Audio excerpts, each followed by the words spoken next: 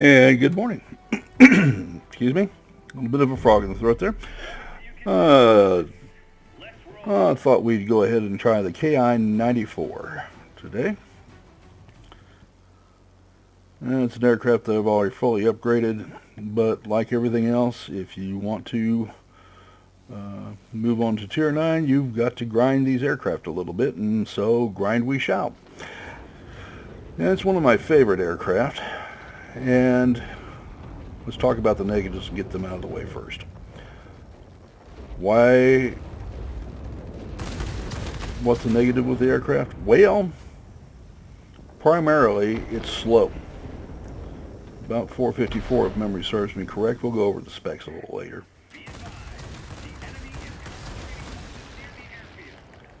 And when you have aircraft pushing 535 as their baseline before they start doing anything spectacular, that's a bit of a deal, isn't it? So why do I like the aircraft? Well, one is the firepower. About 512, the old rating.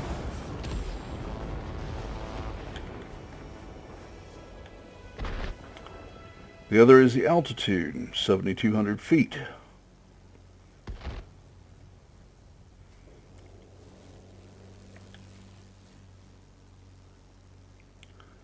So you're not going to outturn this aircraft, and you may notice I'm turning away from the big dogfight in the middle.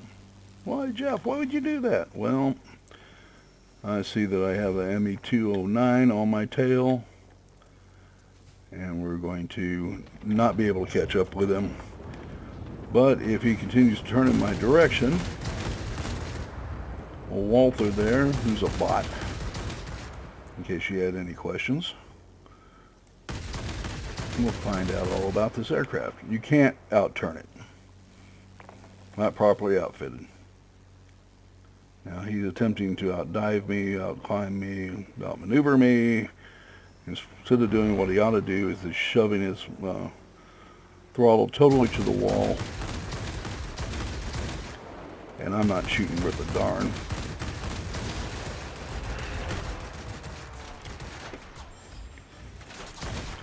And I have to turn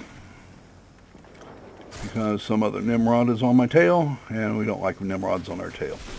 Bad for morale, bad for the plane, blah, blah, blah, blah.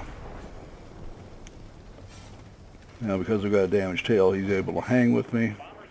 As soon as that corrects itself, which it will in a moment, Mr. Turn and Burn, wannabe Turn and Burn there, is going to find out what a horizontal fighter is all about. That does not stop anybody from, got on my tail anyway. I need to get one of those ME-209s.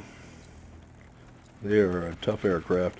Now in reality, the Messerschmitt 209 was an attempt to replace the Messerschmitt 109, and it was a miserable failure. It was such a miserable failure that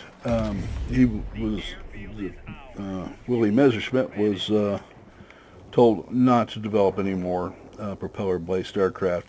They wanted him to concentrate on jet aircraft. He already had the 262 and various other projects that were in production and where he needed to spend his time at. And he didn't do it. Or, well, he did it. But one does not tell the right air industry what... No.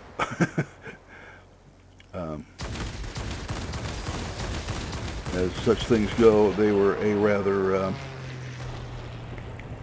vindictive group, to say the least, as Heinkel would found out on a couple of occasions. And they were slow to forgive and forget, to say the least.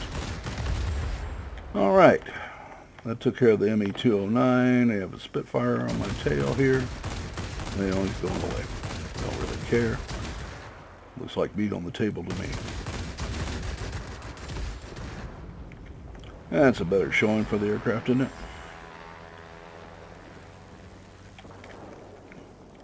Make sure that's the only aircraft around.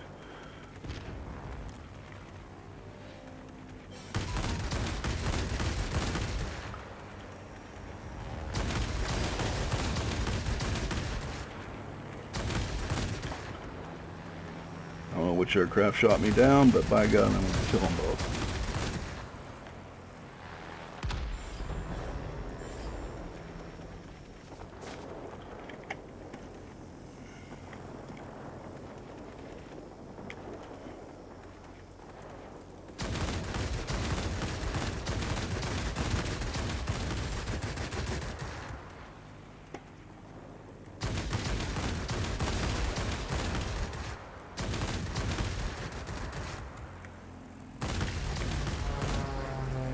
Now I'm fixing to outrun him. I guess I mangled up his engine.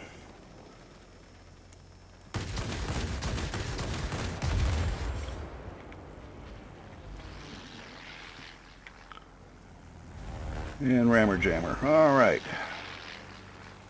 TA-152. These things are hard to kill because they're so quick.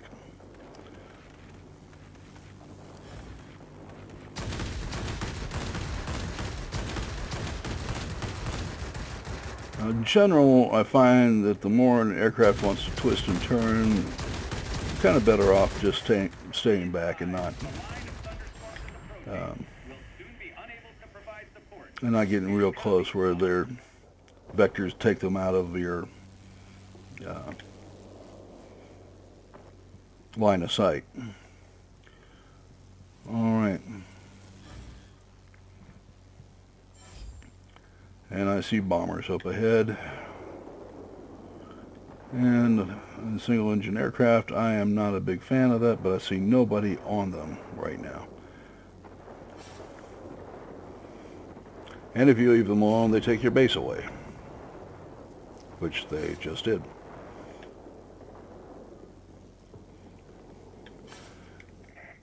There's a heavy storm here. Unable to Okay. return into base. Do you copy? Well, I can do many things, but I can't be in multiple places at the same time.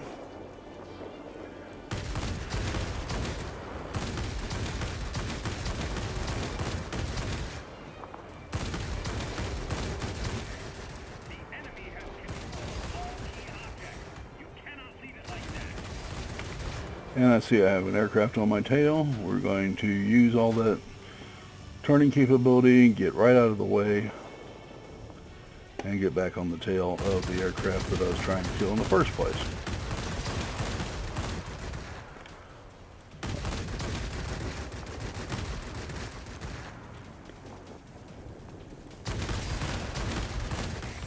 The enemy is about to win. Push harder.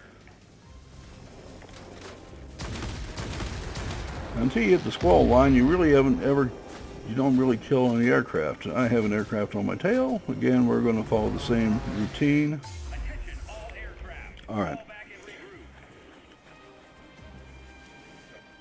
regroup. You notice if you don't get into a furball where you're 5-on-1, you're in pretty good shape with the aircraft, so long as you pay attention.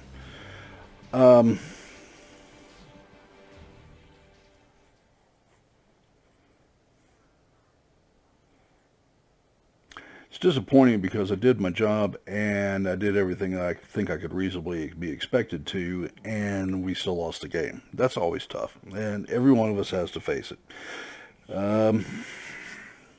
But such is life. All right. Knocked down 6, assisted with 3, captured a sector. Team score came in number 1 on the losing side. Hats off to 7 Destroyer over at Falco. I know those folks. It's a South American group. Nice guys, but I don't speak Italian or Portuguese or Spanish and Portuguese. But they're really nice guys. If you ever get a chance to meet with them, but take a chance and introduce yourself. I don't think they're as good as DRI, but I'm prejudiced. I'm part of DRI. All right, let's move on to the personal score, I guess, or the summary. I don't think I've shown that yet. No, you guys like to see that. Okay, so we made some money. The strengths of the aircraft are its turning capability and its firepower. It's got good altitude capability as well. When you add all those together, that's a fairly formidable package. Something you want to take advantage of. To get the most out of your aircraft, let's go to aircraft overview. Here we go. Altitude performance, 7,200 feet. Maneuverability, does an 8-second turn.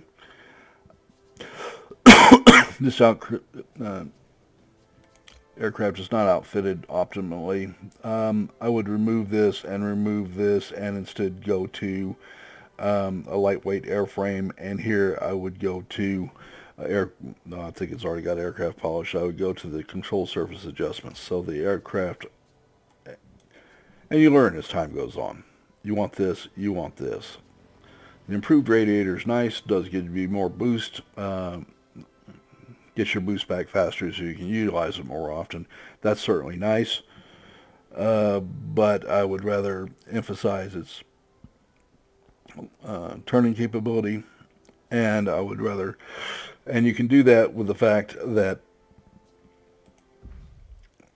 you know, we have the aerodynamics expert here. It gives you 2%. You add the 3% for the lightweight airframe and 3% for the aircraft adjustment. Let's just check that to be certain. Control surface adjustment, yeah, gives you maneuverability in turns by 3%, and the lightweight frame gives you another 3% in all axes, both vertical and horizontal. I believe this one is supposed to be mostly horizontal.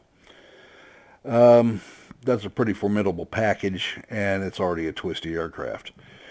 So that's the aircraft. Sorry I couldn't win that one for you guys. It wasn't for lack of trying. And I can see that people are not enjoying my battles with the J7WM from the reception on the videos, so we are going to kind of curtail that for a while.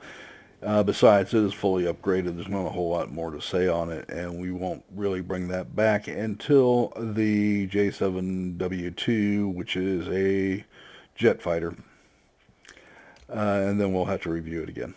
All right, it's not a surprise that it's not my favorite aircraft. It's not as bad as I painted it out to be. It just has a role that absolutely has to be observed. Again, if this aircraft had the aircraft polish, lightweight armor, or lightweight airframe and control surface adjustments, we'd get a little more out of it. But it is what it is. All right, folks. So that's my commitment to you. Hope you enjoyed the view of the KI-94. It's been a while since we've shown the aircraft. Certainly have enjoyed my outing with it. Wish we'd won it, but other than that, it certainly did its bit, and I did mine.